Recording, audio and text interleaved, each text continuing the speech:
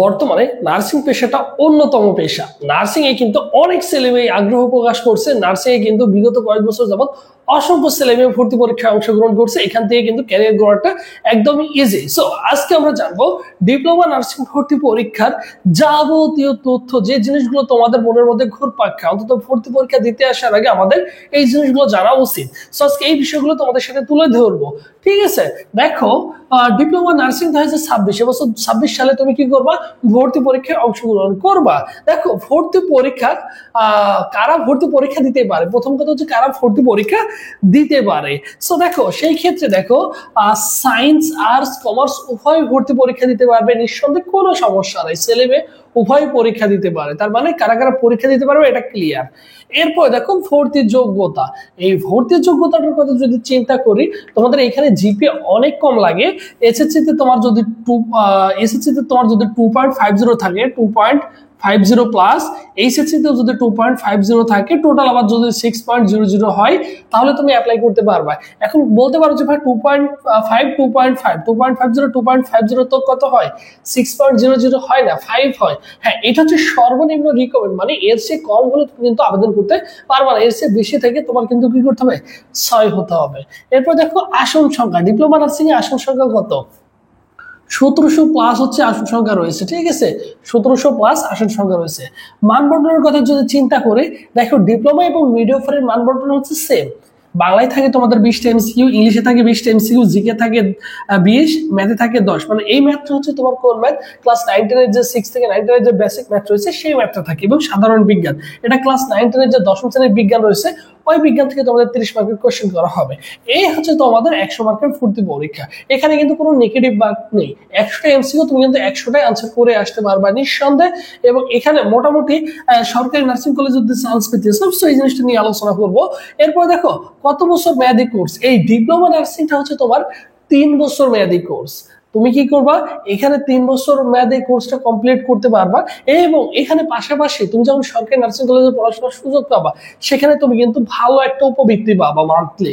যে উপবৃত্তির টাকা দিয়ে তোমার কিন্তু, তুমি যেহেতু সরকারি নার্সিং কলেজে পড়াশোনার সুযোগ পাবা, সেখানে হচ্ছে আবাসিক হল রয়েছে, সেখানে হলে থেকে পড়াশোনা কমপ্লিট করতে পারবে। এবং পাশাপাশি দেখা যাচ্ছে ভালো ভালো একটা অ্যামাউন্টের উপবৃত্তি পাবা। সেটা দিয়ে দেখা যাচ্ছে তোমার খাবার বিল সহ যাবতীয় তথ্য কিন্তু তোমার কি হয়ে যাবে? অনায়াসে পড়াশোনাটা কমপ্লিট হয়ে যাবে। এর জন্য আমাদের কি করা উচিত?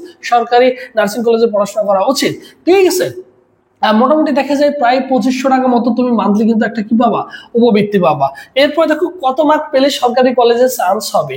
সো কত মার্ক পেলে, মোটামুটি প্রতি বছরই দেখা যায় 100 মার্কের ভর্তি পরীক্ষায় তুমি যদি 70 প্লাস রাখতে পারো, 70-এর কাছাকাছি রাখতে পারো, তাহলে চান্স হয়ে যায়। এখন কোশ্চেন করতে পারো যে ভাই 100-তে 70 পাওয়া তো অনেক কঠিন। না, 100-তে 70 পাওয়া কঠিন না। কেননা এখানে হচ্ছে কোনো নেগেটিভ মার্ক নেই। তুমি ভুল দাগালে কোনো মার্ক কাটা যাবে না। কারণ তুমি একজন ভর্তি যোদ্ধা, তুমি যদি 50টা ভালো করে প্রিপারেশন নিয়ে পড়াশোনা করতে পারো, 50টা 100% রাইট দিতে পারো, বাকি 50টা তোমার যে এমসিকিউ থাকবে, সেই 50টা তুমি যেভাবে আনসার করে আসো না কেন, যেভাবে আনসার করে আসো না কেন, 50টা দাগ গেলে তুমি মিনিমাম 12 থেকে 15টা কোশ্চেন তোমার অনায়াসেই কি হয়ে যাবে? 12 থেকে 15টা আন্দাজে যদি দাগ আসো, তো 12 থেকে 15টা কোশ্চেন তোমার কিন্তু হয়ে যাবে।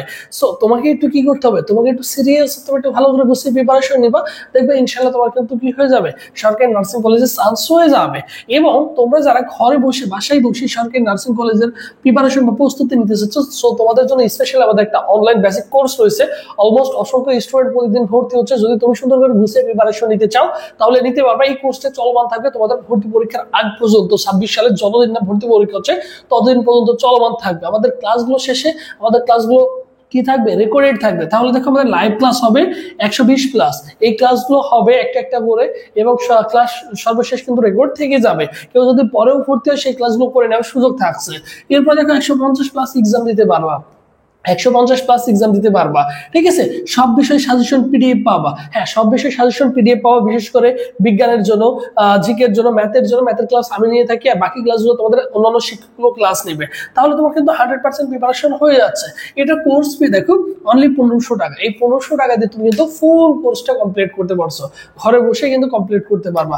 ভর্তার প্রসেস দেখো, 01727675241, এই নম্বরে 1500 টাকা বিকাশ বানাবো সেন্ড মানি করে, এই নম্বরে হোয়াটসঅ্যাপ হোয়াটসঅ্যাপে নক করলে তোমাকে সকলের সাথে ক্লাস গ্রুপ পাশাপাশি এক্সাম গ্রুপ দুইটা গ্রুপে অ্যাড করে দেওয়া হবে। ক্লাস রুটিন, এক্সাম রুটিন, সকল বিষয়ের সাজেশন সহ সবকিছু তুমি কিন্তু পেয়ে যাবা। আর এটা হচ্ছে আমাদের official Facebook page, Subodh sir লিখে ফেসবুক অপশনে যদি সার্চ করো আমাদের অফিসিয়াল ফেসবুক পেজ পেয়ে যাবা। এই পেজে সার্চ করলে ভাই তোমাকে রেসপন্স করবে। এখন দেখো তাহলে মোটামুটি এটাও তোমার কিন্তু শিওর হয়ে গেছে, তুমি এটাও জানো চান্স পেতে হলে কত মার্ক লাগবে এবং জব কেমন। দেখো বাংলাদেশ প্রেক্ষাপটে তুমি সরকারি বেসরকারি প্রতিষ্ঠানে কিন্তু কি করতে পারবা, যেহেতু নার্সিং একটা মহৎ পেশা, তুমি সরকারি বেসরকারি প্রতিষ্ঠানে কিন্তু কি করতে পারো, জবের সুযোগ রয়েছে। সরকারি ভাবে যখন নার্স নিয়োগ দিবে তখন যখন নিয়োগ দিবে তখন তুমি কি করবে, অ্যাপ্লাই করবা, সেই সুযোগটা তোমার রয়েছে। আর সরকারি বেসরকারি প্রতিষ্ঠানে তো সব সেক্টরে তুমি কিন্তু কি করতে পারবা, অবভিয়াসলি জব করার সুযোগ রয়েছে। এরপর বেতন কেমন, তারপরে তোমাকে বলি এখান থেকে কিন্তু প্রচুর ছেলেমেয়ে অস্ট্রেলিয়া কানাডায় কিন্তু দেখো বহির্বিশ্বে বলো, তুমি চিন্তা করে দেখো নার্সের কিন্তু দিন দিন চাহিদা কিন্তু বৃদ্ধি হচ্ছে। বহির্বিশ্বেও কিন্তু তোমাদের স্কলারশিপের কিন্তু সুযোগ রয়েছে, তোমরা কিন্তু বাইরের দেশে স্কলারশিপ নিয়ে পড়াশোনার সুযোগ পাবা এবং জব সেক্টরে কিন্তু সুযোগ পাবা। বেতন কেমন হয়, মোটামুটি ভালো একটা এভারেজ ভালো একটা বেতন তুমি কিন্তু পেয়ে যাবা। তা না হলে কিন্তু এখানে কেউ নার্সিং পড়াশোনা করতে আসতো না, বুঝছো? এই জিনিসটা মাথায় রাখবা। প্রত্যেকটা সেক্টর থেকে কিন্তু ভালো করা সম্ভব, প্রত্যেকটা সেক্টর থেকে তুমি প্রমোশন পাবা, দিন শেষে আস্তে আস্তে স্টেপ বাই স্টেপ তুমি কিন্তু উপরে উঠতে পারবা। আমাদের লক্ষ্য থাকা উচিত, আমাদের ভালো একটা জায়গায় পৌঁছানো উচিত। আর যেহেতু এটা একটা মানব সেবা, তুমি তোমার ফ্যামিলিকে সবসময় সুরক্ষিত রাখতে পারবা, তুমি সব মেনটেন করতে পারবা, নিজেই করতে পারবা। সো এর জন্য আমাদের অন্তত নার্সিং ভর্তি পরীক্ষা প্রিপারেশন নেওয়া উচিত। অনেক ছেলে মেয়ে আছে মেডিকেলের পাশাপাশি হচ্ছে কি করে, তারা হচ্ছে বিএসসি নার্সিং, ডিপ্লোমা নার্সিং এ তারা কিন্তু কামব্যাক করে। সো সুযোগ আছে, সময় আছে, অপরচুনিটি আছে, অবশ্যই কাজে লাগাও। সো সবাই ভালো থাকো, সুস্থ থাকো। পরবর্তীতে আবার তোমাদের সাথে দেখা হচ্ছে। আল্লাহ হাফেজ।